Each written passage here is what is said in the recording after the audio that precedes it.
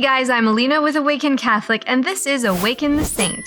In the mid-1800s, the Ottoman Emperor or Sultan declared religious freedom for his subjects.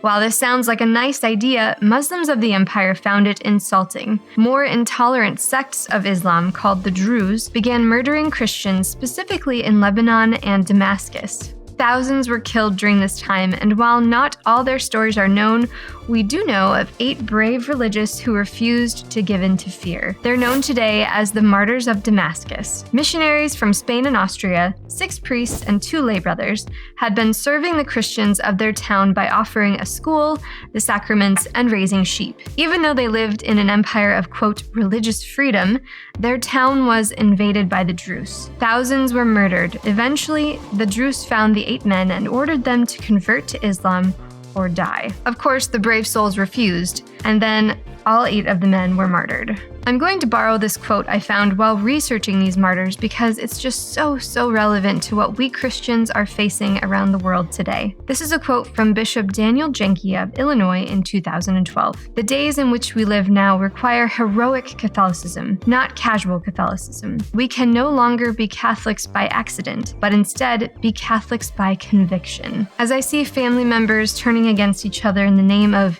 equal rights and freedom, and political figures blatantly showing disdain for Christians, I shuddered as I read the story of the Martyrs of Damascus. They lived in a religiously free empire. What happened to them wasn't against the law, but the animosity between the 2 colliding religious views was just too great to be controlled, even by the government. More and more, we see the secular world becoming intolerant of not just Christianity, but of reason itself.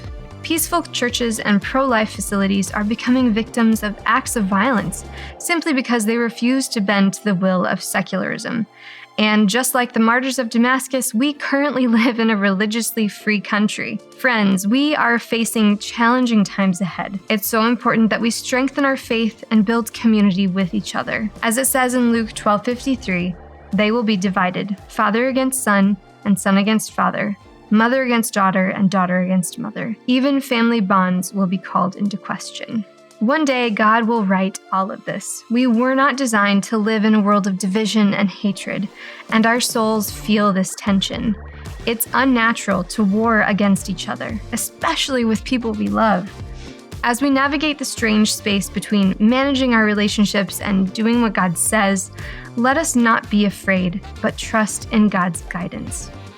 His heart aches over the division, even more than ours do. He sees your sacrifices and your faithfulness. Martyrs of Damascus, ora pro nobis.